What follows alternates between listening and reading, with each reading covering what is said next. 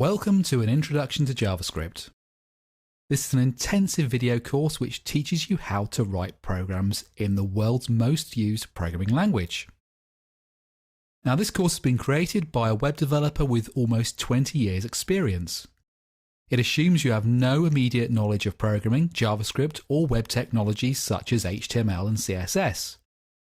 But if you understand the basics, you can jump right into the later chapters and learn about the technologies and techniques as you need them. Now, there are more than 90 videos about separate JavaScript topics. And if you wanted to watch them one after the other, it would take you half a day to view them all. Although I recommend you take it a little slower than that. You'll learn which development tools are right for the job, and there is plenty of free software for all the popular operating systems. Then we delve straight into demonstration code. There are simple tests and exercises, and we even create some useful code that you can import into your own development projects. So first we cover the basics. We discover how programming languages evolved and why they're needed. Then we look specifically at JavaScript, what it is, and importantly, what it's not. Now, most people will encounter JavaScript in their web browser, so we look at how it's loaded and when it runs. We then discuss what it can do, but we also highlight the times when you could use JavaScript but should probably consider an alternative technology. So within a few short lessons, you'll be able to write your first JavaScript programs. We'll discover what types of value can be stored and how you can reference them using variables.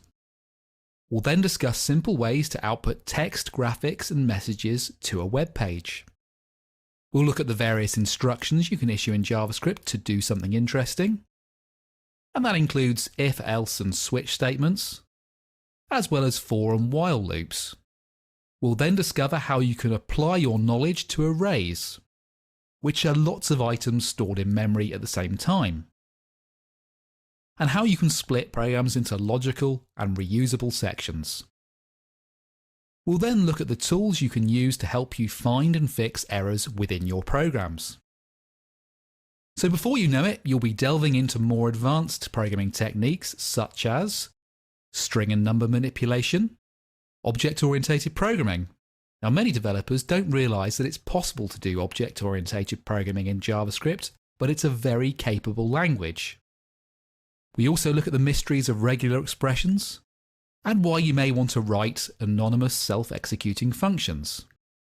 We also discuss closures, which is a regularly misunderstood topic, and look at functions which call themselves, a technique known as recursion. Then we discuss a number of popular programming patterns, such as the module pattern. But this course isn't just about JavaScript. It's actually two courses in one, since you can't develop modern browser-based applications without HTML5. So you need to understand HTML5 and the JavaScript APIs it provides. So first we'll look at what HTML5 actually is. That's the technology itself, and the term HTML5, which has been hijacked by large IT companies and the mainstream media to mean anything cool which happens in a browser. And that includes some lessons which look directly at CSS and CSS3. We'll discover what JavaScript APIs are and how you can use them. We delve straight into the document object model, which allows you to add, modify, or remove any item on your web page.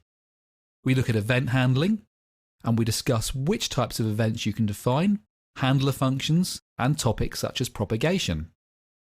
We then apply all that knowledge to HTML5 forms to show you how you can implement client-side validation and create your own custom input controls. Now, this includes a password strength checker, which ensures your users enter a strong password. We then look at timers and browser animation to show you how elements can be moved around the page. We then move on to AJAX techniques, and we discover how you can load data from a server and display it without needing a full page refresh. We look at the various data formats and the techniques you can use to implement AJAX technology. Following this, we look at up-and-coming HTML5 APIs, and these change people's perceptions about what a browser can and cannot do. The first is native HTML5 audio and video. So we discuss how you can include media on your page without a plugin and manipulate it using whatever controls you want. We then look at the canvas element. Now this is a very fast programmable image which can be used for HTML5 games, manipulation of images, and animation which would have been impossible a few years ago. This leads us onto scalable vector graphics. Now it's an often overlooked technology which is incredibly powerful and is ideal for logos, charts, and some animated effects. Now if you think these are useful, you'll love geolocation, which allows the browser to determine your location, altitude, direction, and speed. Now it's obviously ideal for mobile web applications, but there are many other uses. And we follow this with a file API, which allows you to drag and drop files into the browser. You can analyze those files and upload them if you need to. We then look at web workers, which is a way to implement separate processing threads in JavaScript. It means you can do long and complex calculations without the browser becoming unresponsive or showing script timeout errors. This is followed with several lessons about storing data in a web browser on the client. We look at cookies, but then progress to client-side local and session storage techniques. This is followed with a lesson about making HTML5 applications work offline even when you have no internet connection. So we discuss how you can detect when the browser goes offline and what you can do when that occurs.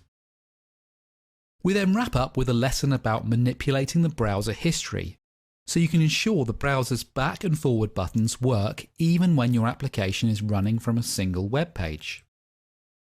We finish with several lessons which describe how to use the developer tools in Firefox, Safari, Chrome, Opera, and Internet Explorer. We discuss the features of each one and look at advanced topics such as setting breakpoints, stepping through code, defining watch variables, and using the call stack. We then take a brief look at JavaScript utility libraries, which smooth out the inconsistencies of browser API implementations. They let you do more with less code, but we discuss when they should and shouldn't be relied upon. We also look at several specialized libraries such as Backbone.js, jQuery UI, Box2D, 3, and Impact, which can help you with coding structures, interfaces, real-world physics, three-dimensional manipulation, and writing games. There's also a lesson about creating your own shims. Now, in essence, we use JavaScript to plug the holes in certain browsers. Now, in that lesson, we actually implement the JSON stringify and parse methods in Internet Explorer 6 and 7, even though they're not natively supported. It means that we can write an application and assume they're available even when they're not. And we finish the course with a roundup of the most important and useful sites on the web, which will help you develop JavaScript applications. So as you can see, we're going to cover a lot of ground. If you're new to programming, I suggest you start from the beginning and work through each lesson in turn until you feel reasonably confident. If you have some programming knowledge but are new to JavaScript, you can skip the first lesson or two and jump straight into the language concepts. Now, the later HTML5 API chapters can be viewed in isolation.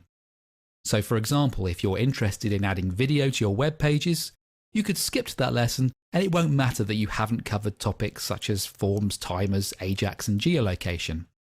But however you approach the course, I hope you find it useful, interesting, and fun. Above all, I hope it makes you a great JavaScript programmer, and I hope you can avoid all the mistakes I made in my first few years using the language. If you have any comments, questions, or suggestions, please feel free to send me a message on Twitter or see the last chapter for my full contact details. Best of luck, have fun, and I look forward to hearing from you.